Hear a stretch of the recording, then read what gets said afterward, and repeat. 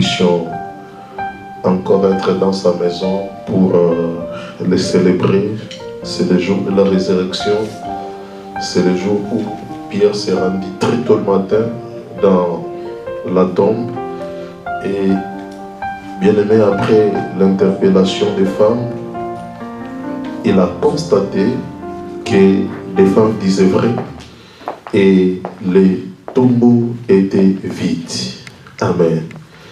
Et bien aimé, nous voulons vraiment bénir notre Dieu. Nous voulons vraiment le célébrer et écouter en même temps sa parole. Amen. Seigneur Dieu des armées, nous te disons merci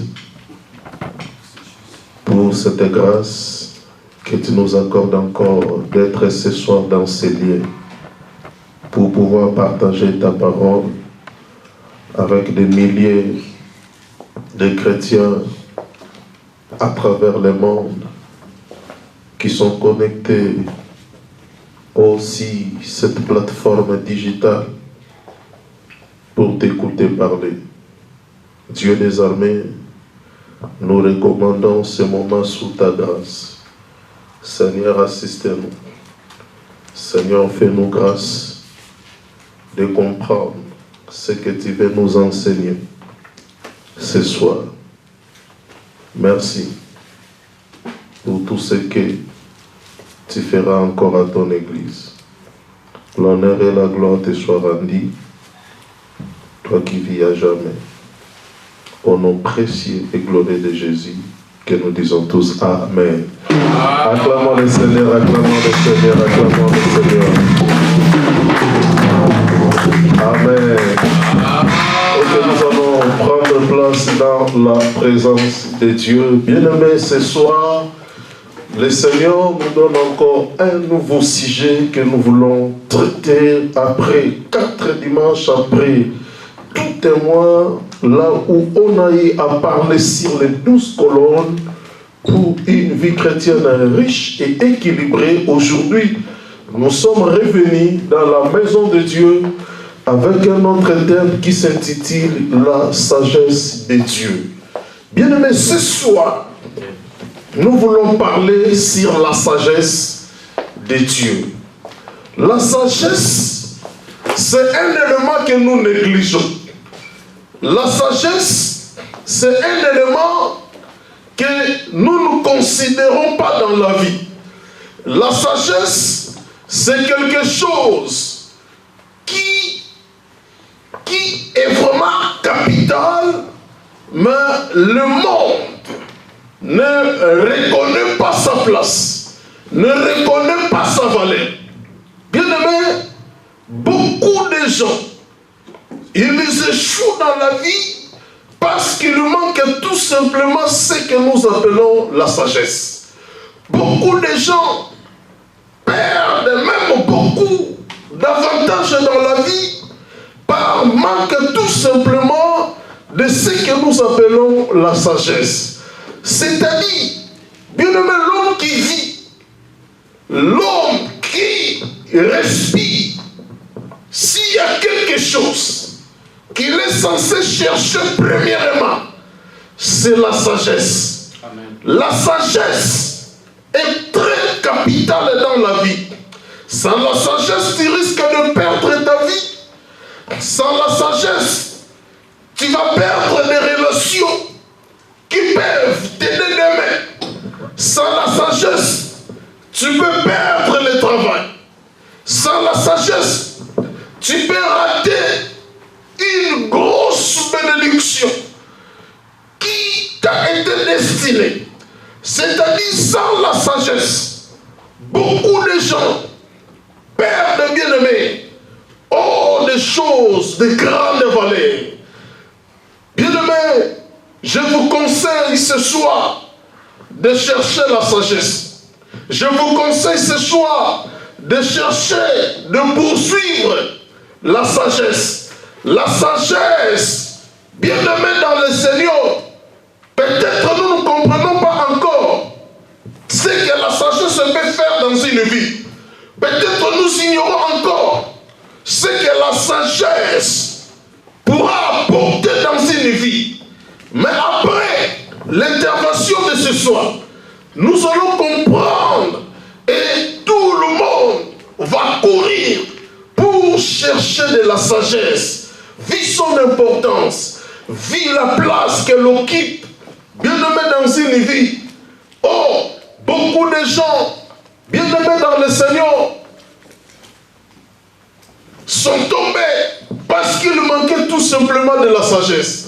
Ils étaient au sommet, ils étaient aux zéniths même de leur vie.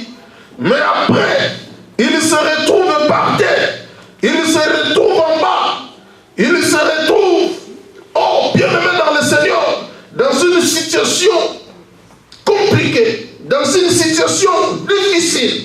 Mais lui qui brillait, lui qui régnait, lui qui menait une vie de la bourgeoisie, bien aimé, par manque de la sagesse, tu te retrouveras demain, tu te retrouveras un jour par terre, par manque de la sagesse. Bien aimé, tu manqueras de l'eau à boire demain.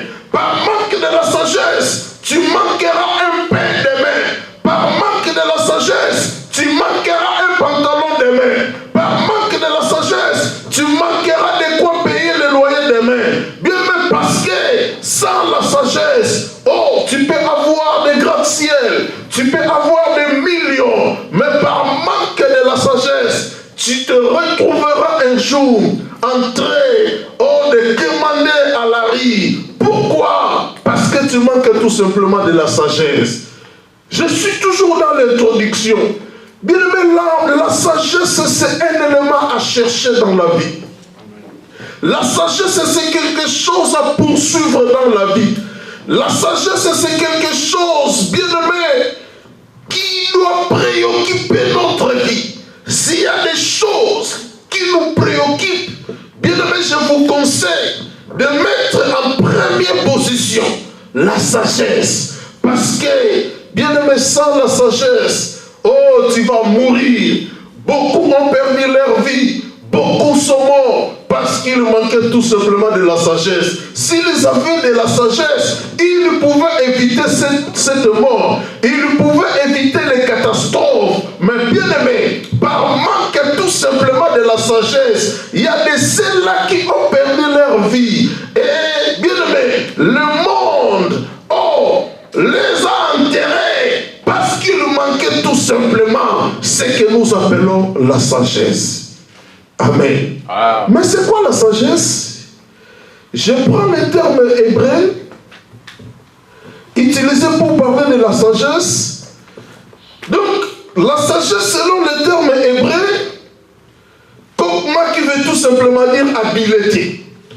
Habileté, c'est-à-dire c'est la définition qu'on a donnée en hébreu de la sagesse pour dire la capacité d'adaptation. Celui qui a la sagesse, il est habile, il a l'habilité, il est capable, il a la capacité, bien aimé, de s'adapter dans de bonnes situations. Il a la capacité de réaliser des actes avec une bonne adaptation. La personne qui a la sagesse a l'habilité. Bien aimé, oh, il a cette capacité, il a ce pouvoir de réaliser des actes avec une très bonne adaptation. Pas en désordre, mais bien aimé, l'habilité nous donne ce pouvoir, nous donne des compétences, nous donne des capacités de poser de bons actes avec de très bonnes adaptations. Donc ça dit, c'est lui qui a la sagesse, selon les termes hébreux, habileté. Oh, bien aimé, celui-là, oh, peut poser de bons actes, peut poser des actes avec de très bonnes adaptations, qui fera que sa vie ne soit pas plongée dans les ténèbres, qui fera que sa vie, bien aimé, ne soit pas un échec, mais qui fera que sa vie soit une réussite totale, qui fera que sa vie, oh, bien aimé, soit toujours éclairée, qui fera que sa vie puisse décacher de la lumière. La sagesse, bien aimé dans le Seigneur, nous donne l'habilité, nous rend habile, oh, pour que la manière dont nous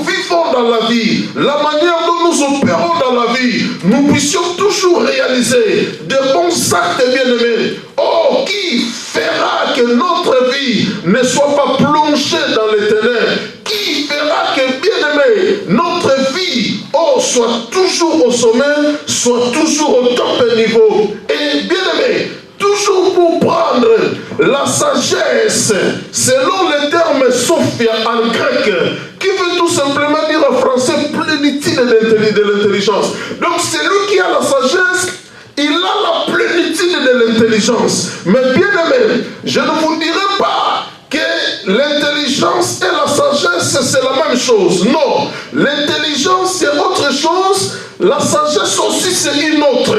Mais bien aimé dans le Seigneur, c'est lui qui a la sagesse. Dans la sagesse il y a aussi l'intelligence. Mais celui qui a l'intelligence, il n'est pas forcément sage. Mais celui qui a la sagesse, il a l'intelligence. L'intelligence, c'est la capacité de comprendre les choses. Mais, bien aimé dans le Seigneur, mais la sagesse, celui qui a la sagesse, il n'a pas l'intelligence, mais il a la plénitude de l'intelligence. Donc il a l'intelligence supérieure. Il a l'intelligence très élevée. Il n'est pas seulement intelligent, celui qui a la sagesse, mais il a l'intelligence très élevée, très poussée, très avancée.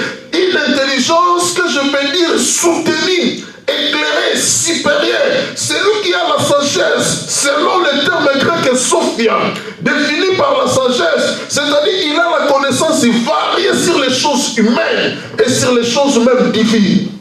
Amen. Amen. Donc, bien aimé, la sagesse, c'est la variété de connaissances.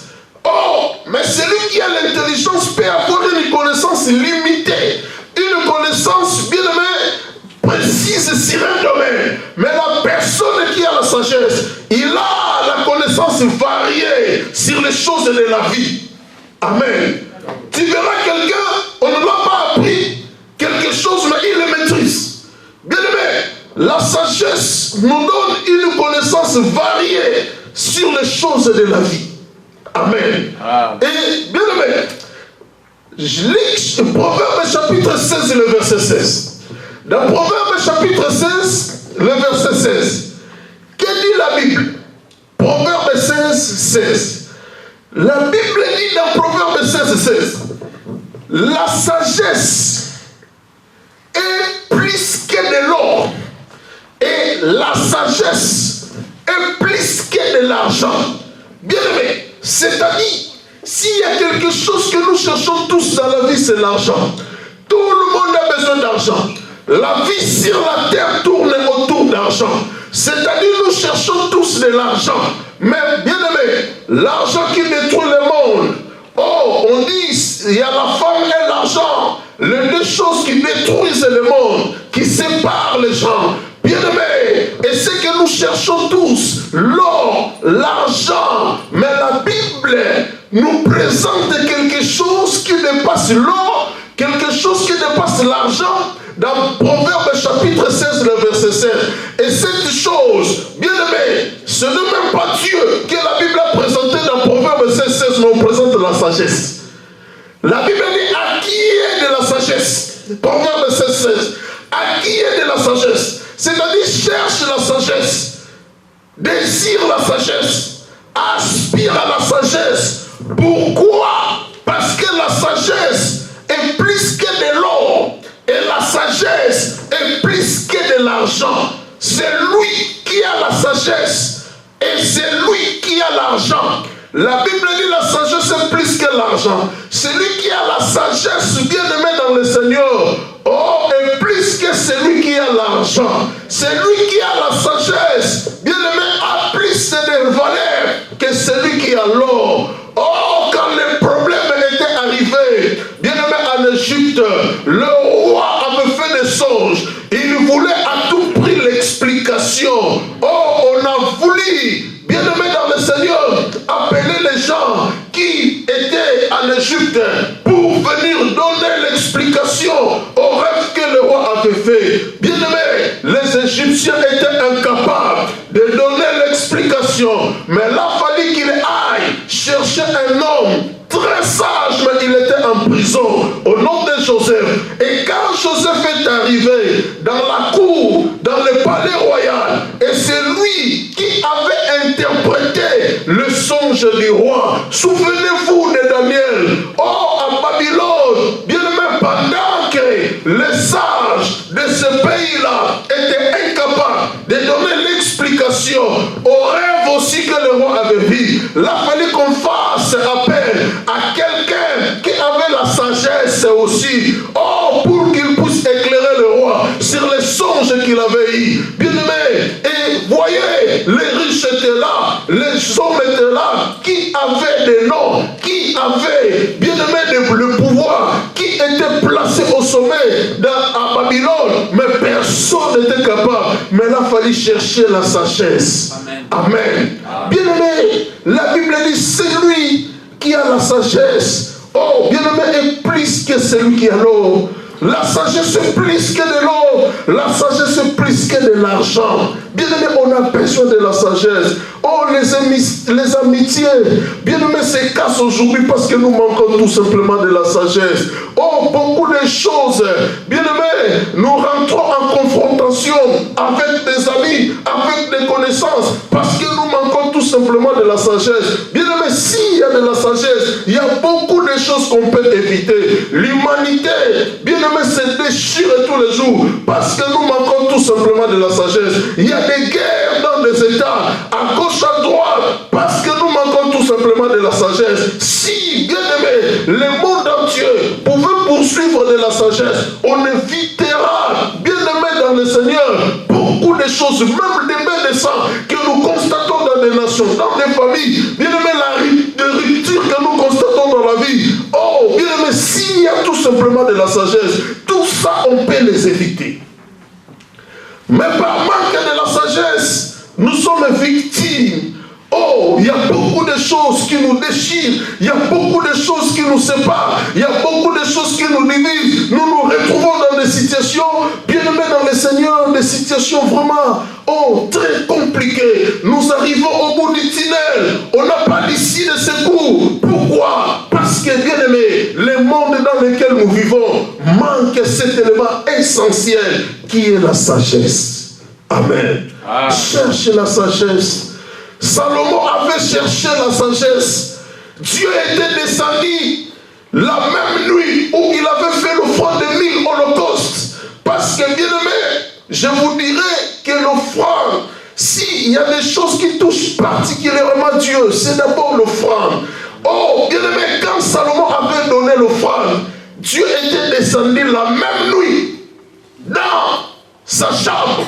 Pendant qu'il dormait, Dieu était descendu. Dieu a dit à Salomon, Salomon, j'ai vu ton offrande. Demande ce que tu veux, que je te donne. Bien aimé, Salomon pouvait aussi demander de l'argent. Il avait besoin d'argent. Il avait des problèmes à régler. Mais il a demandé de la sagesse. Pourquoi Salomon avait demandé de la sagesse? Parce qu'il savait que la sagesse est préférable alors, est préférable à l'argent. Il savait, si j'ai la sagesse, j'aurai l'or. Si j'ai la sagesse, j'aurai l'argent. Mais si je demande de l'argent, l'argent ne procure pas de la sagesse. L'argent ne me donne pas de l'intelligence. Oh, je préfère avoir quelque chose qui va me donner les deux autres, c'est-à-dire la sagesse et l'intelligence. Amen. Et Dieu avait donné à Salomon la sagesse comme il avait demandé. Et les gens quittaient le monde entier pour aller à Jérusalem à la rencontre de Salomon pour écouter tout simplement sa sagesse.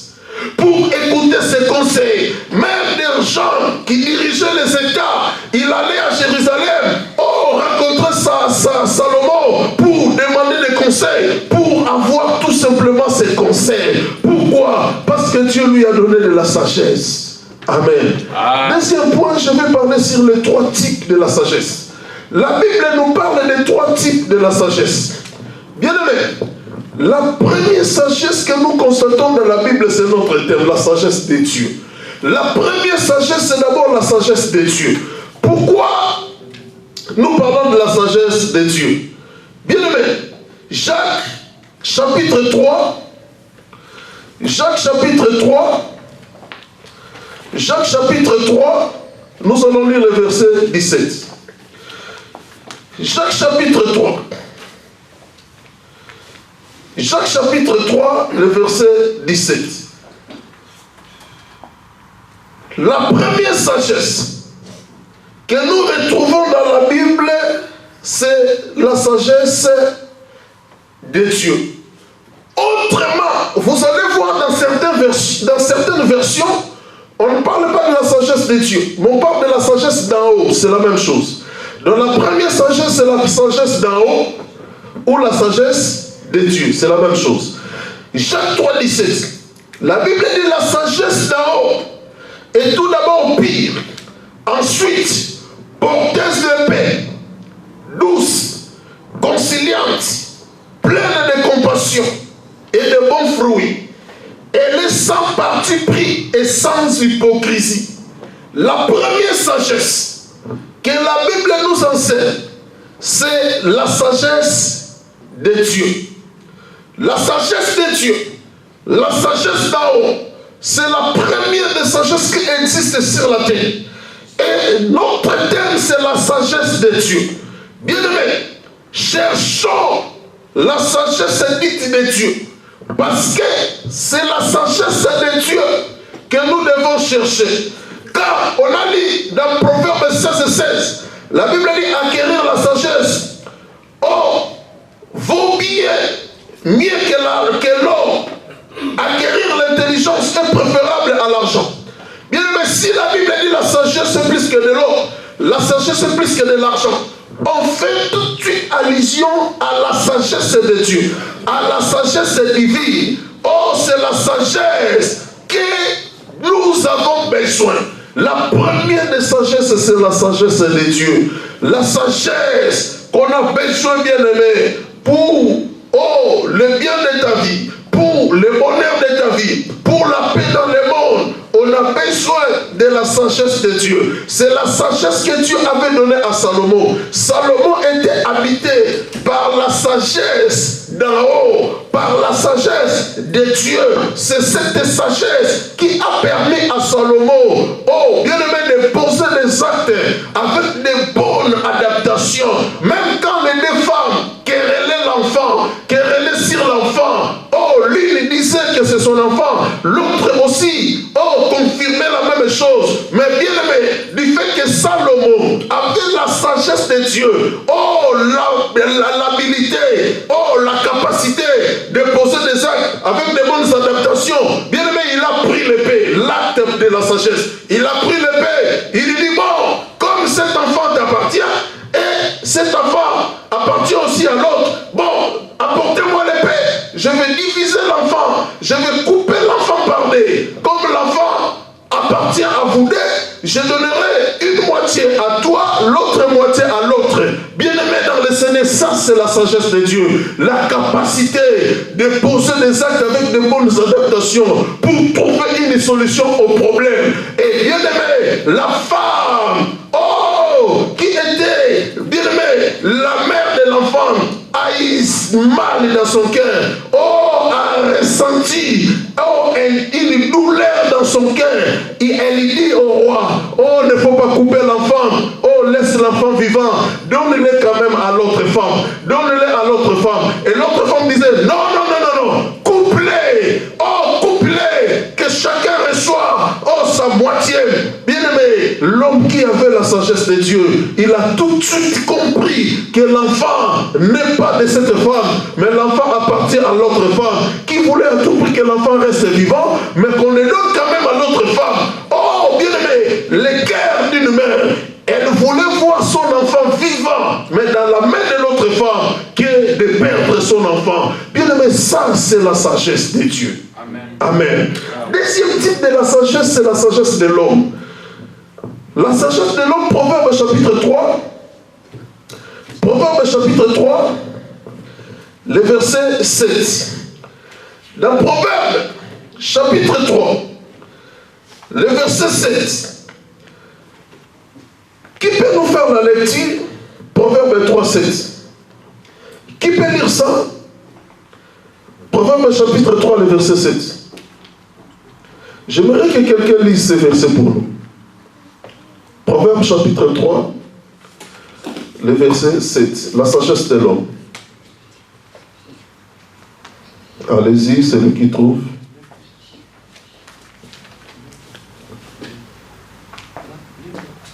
Proverbe 3, 7. Allez-y. Ne sois point sage à tes propres yeux, crains l'Éternel et défends-toi du mal. Ne sois pas sage à tes propres yeux. Je ne sais pas si quelqu'un a bien saisi. Ne sois pas sage à tes propres yeux. Là, ça c'est la sagesse, mais de l'homme. Il y a des gens qui sont sages, mais dans leurs propres yeux. Ça, c'est ce que nous appelons la sagesse, mais de l'homme. Et Dieu a combattu cette sagesse. Et Dieu a contredit cette sagesse.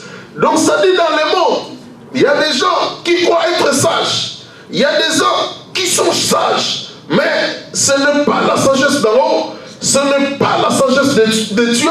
Mais c'est leur propre sagesse. C'est la sagesse humaine. Amen. Deuxième type de la sagesse humaine.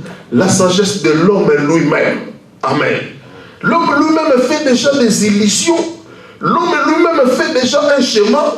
Moi, comme il m'a fait ceci, moi je ferai. Oh, moi je ferai ça.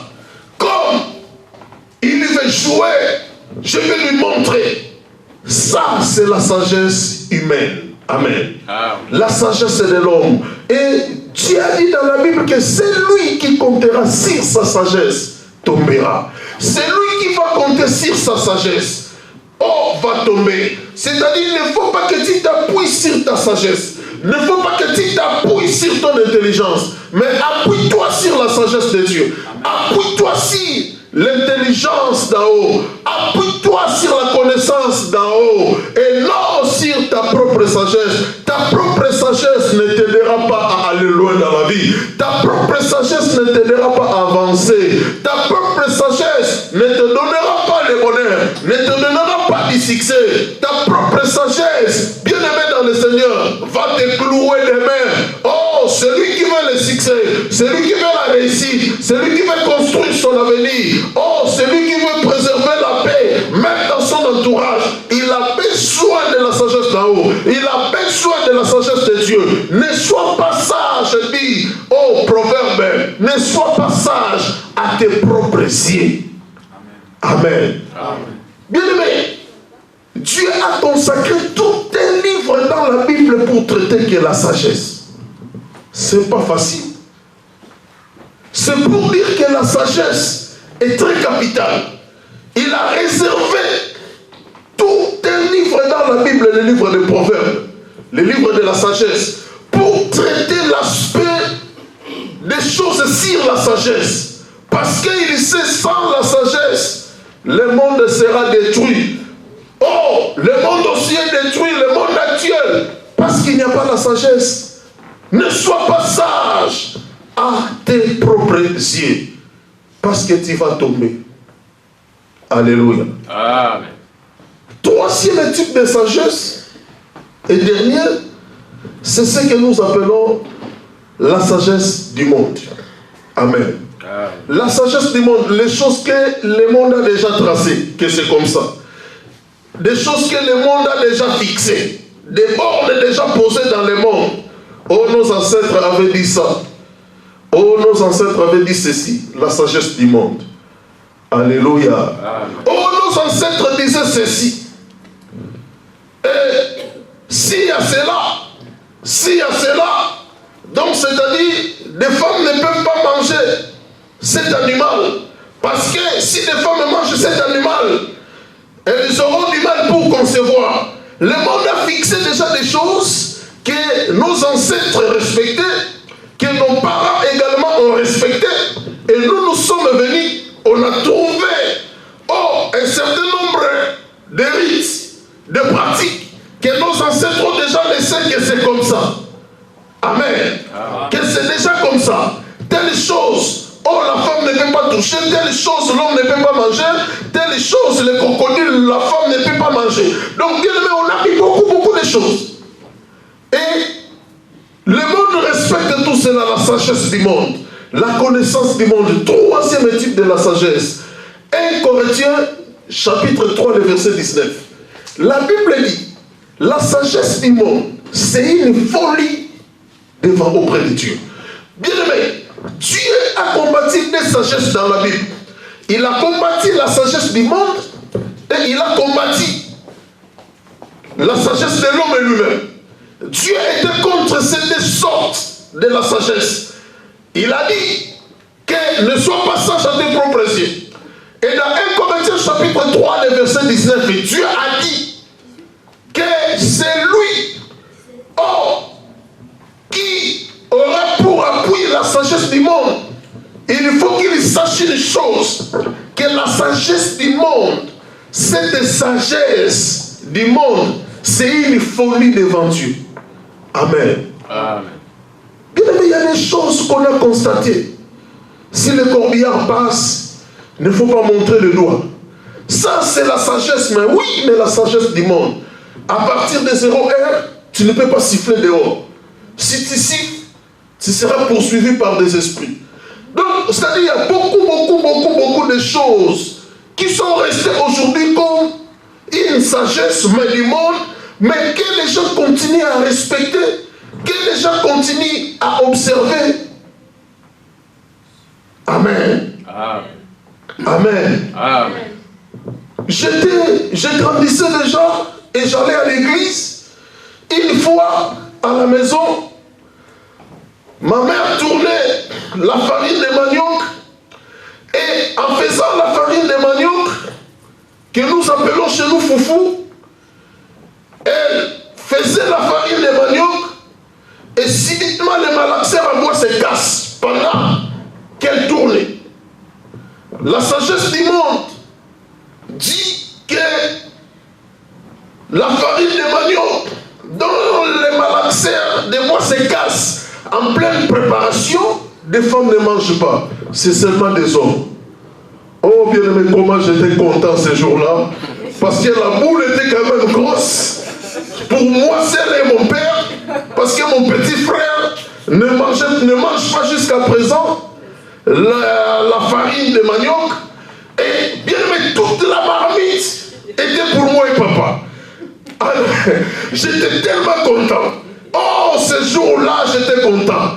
On a cherché encore un peu de sous pour aller chercher dehors, pour aller chercher encore la farine de manioc.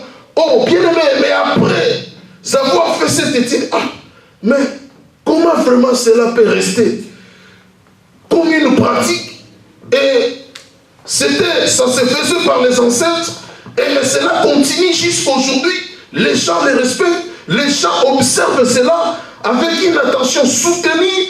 Et bien aimé, ça c'est la sagesse, mais c'est la sagesse du monde qui est la folie devant Dieu, qui est la folie même auprès de Dieu. Mais cette sagesse, c'est ce que nous appliquons, oh bien aimé, dans nos familles, auprès de nos enfants. C'est cette sagesse-là que nous appliquons, oh bien aimé, dans le Seigneur, dans nos pays, dans nos institutions.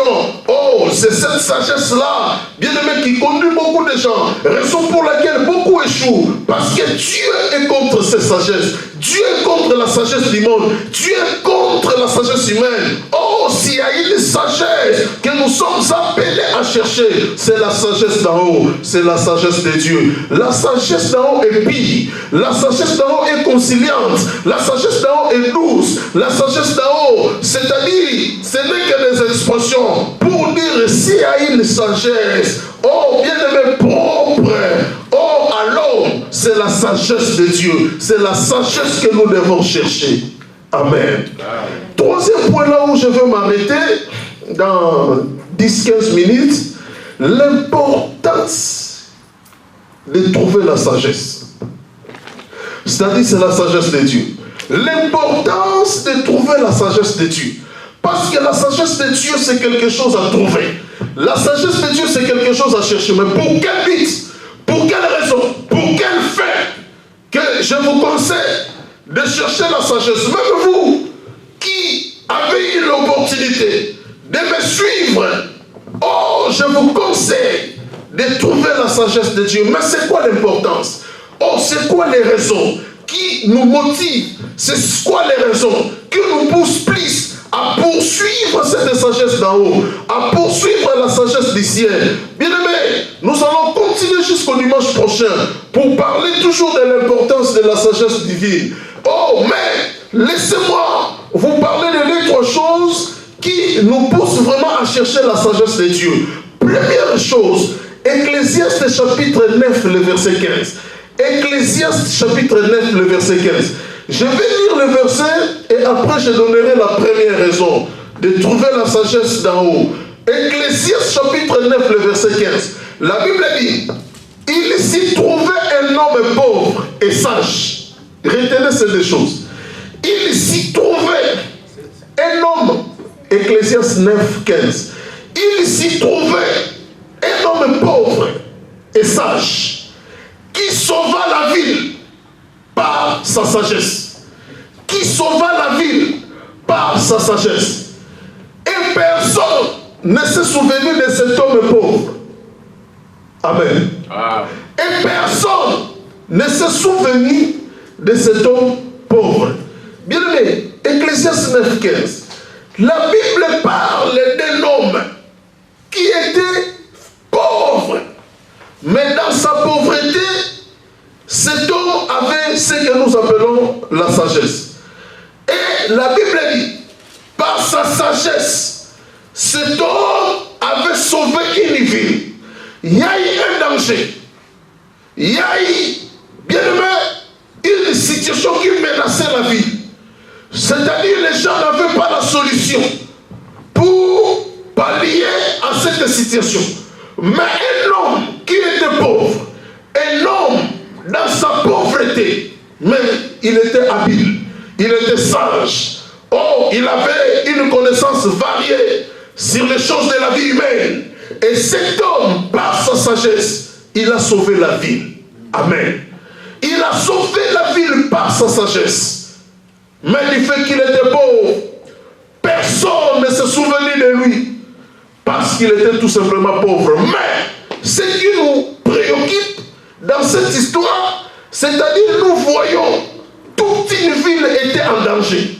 Mais la ville était sauvée par la sagesse d'un homme. Amen.